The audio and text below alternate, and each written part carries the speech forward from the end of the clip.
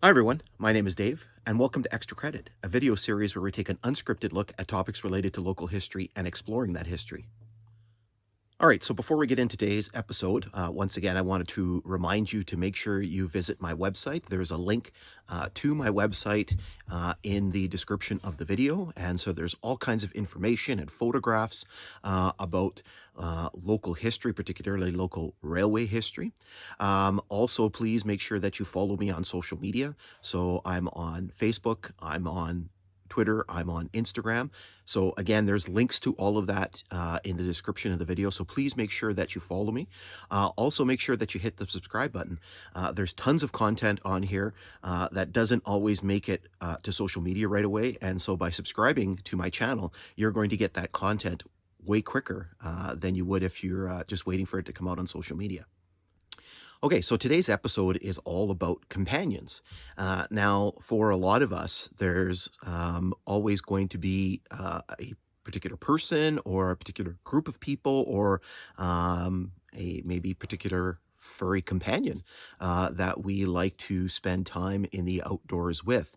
And I think it's a very, very important part of doing any type of these explorations. I know for myself, I basically have sort of run the gamut of all of these types of companions. Over the years. So what I can tell you is that I've been sort of going in the outdoors and I've been hiking and I've been doing this type of thing for a long period of time, going back into my teens. And I found that there's sort of been this sort of I guess progression or transition that I've sort of gone through with regard to who has sort of accompanied me on these explorations. So I know when I was younger, when I was in my teens and my 20s, oftentimes I was doing I was doing a lot of these explorations with a friend or with groups of my friends. I mean, again, a lot of that was just there was a lot of social aspect that was intertwined with that. You're just sort of spending time with your friends or a particular friend. Been on a lot of sort of very interesting sort of adventures and explorations. There's sort of few that sort of come to my mind. Probably the one that sort of sticks in my mind the most is a couple friends and I decided that this was back in the early 90s. So I would have been kind of, you know, first, second year university. And a couple friends and I decided that we were going to canoe down the Arrow River. And the Arrow River is one of the larger rivers that are kind of located in this area. It's kind of sort of southwest of Thunder Bay. And so the plan was that one of my friends and I were gonna do the canoe route, and then another friend of ours was gonna drop us off, and then he was gonna meet us kind of at the destination. And what's interesting about this, and this maybe will tie in with some of our other episodes, is that today we have all of this technology. We have satellite maps and things like that, and that sort of didn't exist in the past. And so I can remember kind of planning this adventure and sort of taking a look at the map, and oh yeah, we can kind of canoe down here, and it was kind of a chance to kind of see the outdoors and kind of see a bit of a historical area. There was a lot of logging that had been done in that particular area. And so I can remember the friend and I, jumping in the canoe and sort of canoeing down the river, and at one point we kind of, you kind of hear something, and it turns out there was pretty large rapids, almost kind of a small kind of waterfall on the river that wasn't marked on the map, and it was very fortuitous that we kind of pulled over and decided to kind of go up and see what was kind of going on, lest we have, sort of canoed over there. And then, eventually we made our way down the river and we went up with our other friend. And, we kind of spent, a kind of very interesting evening because the bugs were just absolutely horrendous. And I can remember just being sort of eaten alive at night with the mosquitoes and things like that. So, I mean, certainly it provides a lot of memories and certainly a lot of memorable moments. So again, when I was younger, I did spend quite a bit of time hiking and exploring with friends. I did do a lot of solitary stuff, simply because either people weren't available, or sometimes. Your friends weren't always crazy enough to sort of follow you on some of your more sort of interesting adventures. And and so that kind of was sort of the beginning years of the time that I spent sort of exploring and hiking, and things started to shift as I got a little bit older, and obviously a lot of that was a result of the fact that as you get older, people's lives change and things start to happen. Everybody, people start to settle down, right? I mean, I got married, I had kids. That same thing was sort of happening with a lot of my friends as well. So I mean, when I was going out, oftentimes it was finding that I was sort of doing these hikes and things like that unaccompanied. Sort of big shift that happened for me in 2004 was I actually got my first dog. So a little bit background on me. I never grew up with dogs. My not that my mom didn't like dogs. I mean, if you own a dog, you know that dogs are a lot of work. Dogs are basically like having another child, and obviously, if you have multiple dogs, it's like having multiple. It's like having multiple children. And so I never grew up with them. We were kind of a cat household, and my mom was okay with cats because cats. I mean, if you own a cat, you know what cats are like, right? I mean, they just sort of do their own thing, and when they want to socialize, they'll socialize, and when they don't want to, well, they won't, right? So.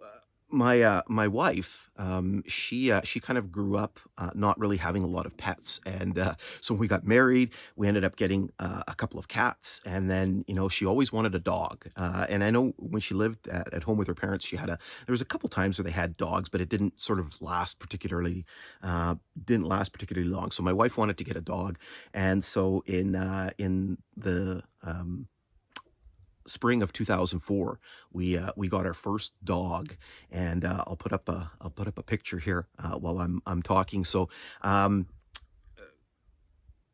in our family, we've had a number of pets over the years, and because of sort of my history background, I've had sort of a thing with naming the pets kind of after mythological figures, and so we've used names for the pets from Greek and Roman and Norse mythology.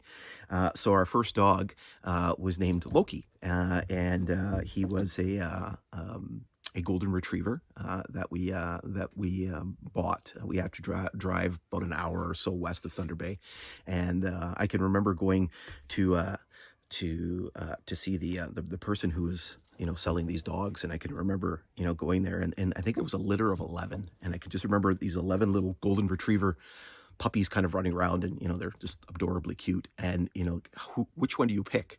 And so we actually picked the runt of the litter, picked the smallest one. And I don't know if that was fortuitous or not, because Loki ended up being a very large dog. I mean, golden retriever is a pretty big breed of dog, and so I mean, Loki ended up being kind of in that 95 pound range. So he's a pretty big dog, and right away, Loki and I started kind of going on, adventures together. Maybe not as many as I would have liked. I mean, the reality is that when we got Loki, a week later, my wife found out that she was expecting our first child. And so I mean, obviously with the first few years there, when our first son was born in 2005, and then our next son was born in 2007. So for the first few years there, I mean, it's a little bit challenging when you have kind of young children at home to kind of go out and hike and explore and do all those types of things. So we didn't get out as much as we would have liked. But what we started doing, probably in about 2008, we started going. There's where I live in Thunder Bay is very, very close to the Northwestern Mountains, and so we one of our things that we started doing is I started going up the mountain with Loki, and then eventually in the wintertime, what I would do is actually take I started with my older son Ethan, and then eventually when Noah got old enough, I started taking him as well. We used to go up the mountain. I actually used to pull them up the mountain in a toboggan, right? And there's some pretty good vertical there, and I sort of reflect back on it and go, wow, I mean, I was either a little crazy or unbelievably determined to pull the kids up on the mountain. And I remember, Loki was a huge part of those, those weekly treks up the mountain. We did those for years, doing that. And then as the kids got a little bit older, then we could start sort of going off on on adventures with them as well, and bringing Loki along with us. The only sad part about that was, as time went on, Loki started to get a little bit older, and by the time where the kids were kind of at an age where they could start accompanying me on some of these explorations, Loki was starting to get up there in the years, and so he wasn't able to always come with us because he couldn't sort of handle all of the sort of the long distance walking. Now, unfortunately, Loki passed away in 2017. So he was 13 years old, and so he was with us for a long period of time. And particularly, I would say I was pretty devastated, with the loss. I'm not being a dog guy. I was pretty close with Loki, and certainly if you have animals, you really know that they're part of the family, and so Loki was a huge part of our family. Now, what sort of kind of helped out a little bit was the fact that my kids started again getting a little bit older, and so now they were at an age where they could accompany me whether they wanted to or not. And so I did start kind of bringing the kids along with me on some of my adventures. Again, not always necessarily them being super excited to be out there.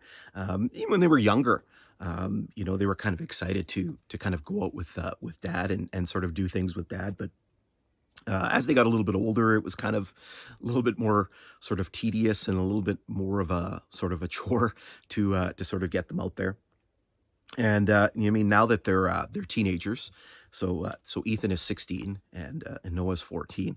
They're not always super excited to go out on the adventures. I've dragged them out in the last the past year on a few of my adventures, mostly because of the fact that it was. It's a security thing. It's a safety thing. Sometimes my explorations are sort of taking me into areas where it's a little bit more remote. So, for example, a few weeks back, actually we were exploring part of the old Kinghorn Railway. East of Jellicoe, Ontario, and so we were by a place called Turkey Lake, and because of the location, in order to facilitate the hike, we actually had to boat in. So we had to drive. And so we're spending our summer here at camp. You can obviously tell by the scenery here. So we actually had to drive from camp to Turkey Lake, which is about a 2-hour drive, and then kind of load ourselves into the boat. So the boys, so there's 3 of us, 3 bikes, the dog, all of our stuff into the boat, and then drive across Turkey Lake.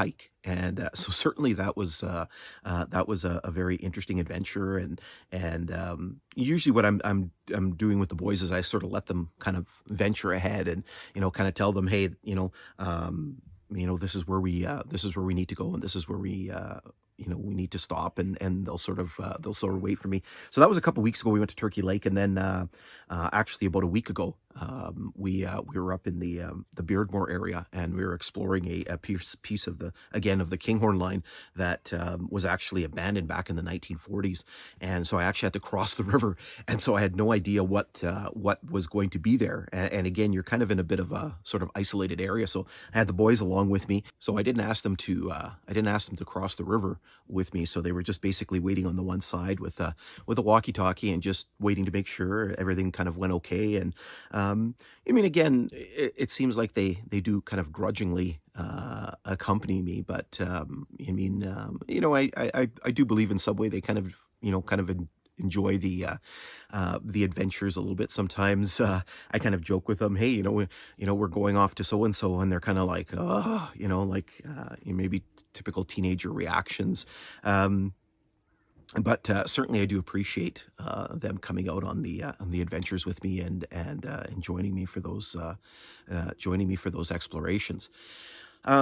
So what's kind of also happened kind of concurrently with the boys kind of getting a little bit older and kind of being able to join me on some of those explorations is we've actually welcomed a new member to the family. So as I mentioned, sadly Loki passed away in 2017, and my wife decided that we waited a little bit, and then she decided that she would like to have sort of another dog. And she did feel that Loki was kind of a big dog and she wanted something a little bit smaller. And again, I never sort of grew up with dogs, so my stipulation was when we got Loki was that I wanted, for lack of a better word, I wanted an interactive dog.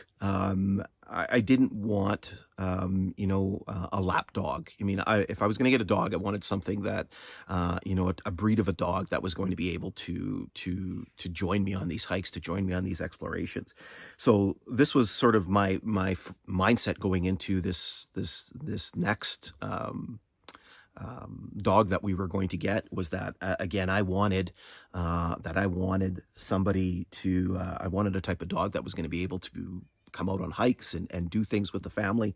So my wife kind of spent a lot of time sort of researching, and she loved Loki. She loved the temperament. She loved the golden retriever. Just the only thing she didn't like was the fact that he shed like crazy, right? I mean, the long hair of the golden retriever. So she wanted something that maybe had a shorter hair, shorter coat, maybe wouldn't shed as much. So she ended up settling on she wanted to get like a golden doodle or a labradoodle or something like that. As you hear Luna kind of woofing here right beside me. And so anyway, we finally settled on, and we kind of looked around, and we finally found that there was a breeder in Fort Frances, and Fort Frances is about 3 hours west of Thunder Bay, that was going to be having puppies, and these were going to be Labradoodle puppies. And so basically Labradoodle is a mix of a Labrador Retriever and a Poodle. And so my wife made contact with this breeder, and so we ended up making arrangement to adopt a she's still woofing here, to adopt a Labradoodle puppy. So Luna, she looks at me. Her dad was a chocolate lab, and her mom was a Poodle. And so we adopted her in June of 2018. So there's a lot of similarities between Luna and our previous dog. They're both very intelligent. Golden retrievers are generally known to be very, very intelligent, and same goes with labs and poodles. And so Luna kind of has the best of both worlds, right? Because she's part poodle and part lab. So she is first generation, and that presented a little problem with my wife. She found out very, very quickly that she wanted to get the the Labradoodle because she thought that they would shed less. They would have, you know, a different sort of texture of hair. Not necessarily true. She doesn't necessarily shed on you, but she does sort of shed kind of everywhere, which certainly doesn't make my wife particularly happy. But you know, she's certainly now she's kind of relaxing down beside me here. She's certainly a great dog. Again, she is very intelligent. She picks up things very, very quickly, but I don't know if it's her own particular temperament. She has kind of her own way of sort of doing things. She doesn't always maybe listen exactly the way that we would sort of expect her to. Her demeanor is great, but there's times where you can kind of see she's got a little bit sort of different way of doing things. Again, kind of very kind of independent, and you know, sometimes she doesn't want to follow along with what you're doing, and again, that's maybe her smarts sort of coming out.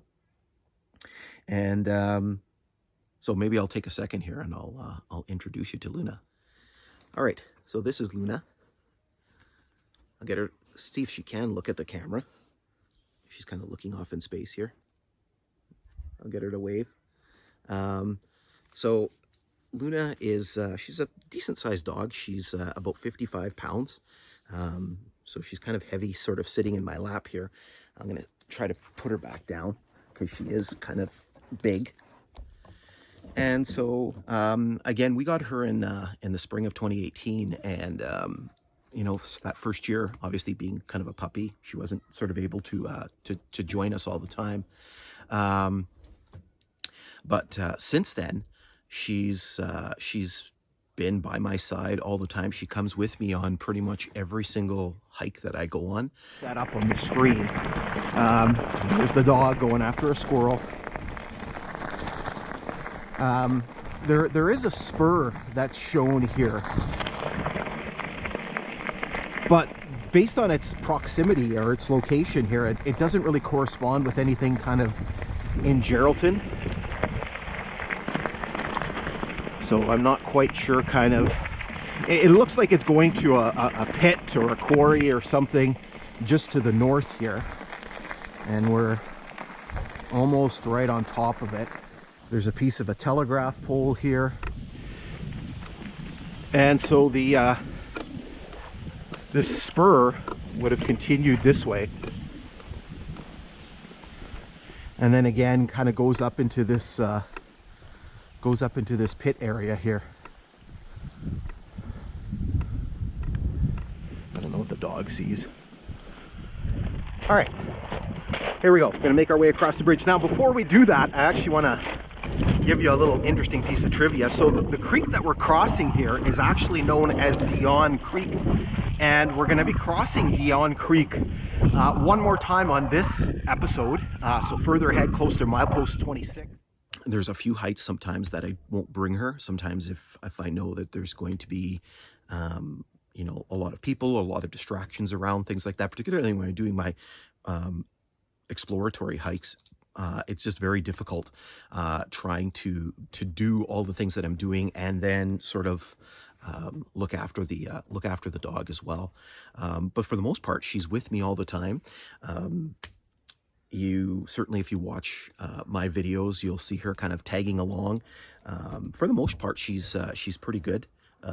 She certainly loves the adventures as well. There's always lots of things to smell and lots of things to see. You know, there's certainly there's plenty of animals, wildlife around, so lots of times we'll see grouse and things like that, and she has kind of fun a little bit kind of stalking and, you know, trying to go after the grouse or rabbits. And you know, sometimes she does try to get into trouble, and sometimes I don't always kind of include those clips, or I don't include those clips in the video, but certainly if you you know, I'll put one up on the screen here in a second here, and you'll actually hear me kind of giving her heck a little bit. Bridge here, we have this concrete structure, this concrete culvert. Try to get my dog out of there. Luna, come on out of there.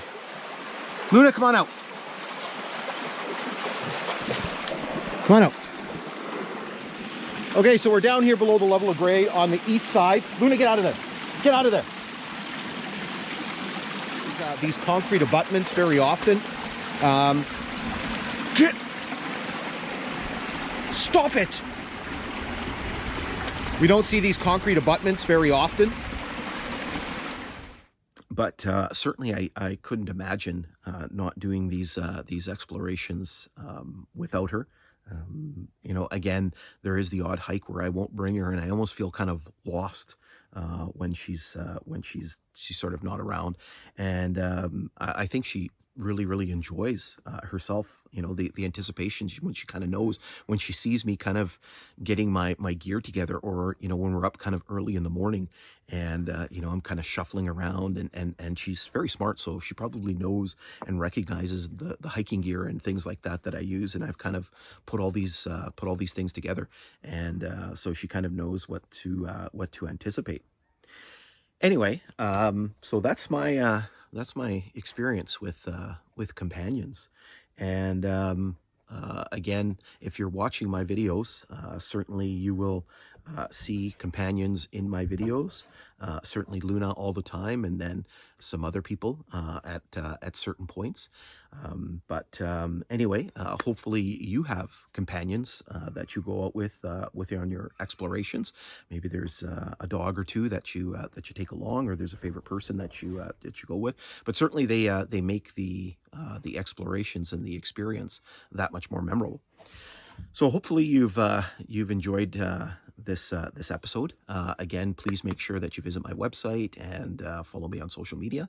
And we'll be back just as soon as we can with our next video, and that'll be coming up next month. So in the meantime, everyone, stay safe.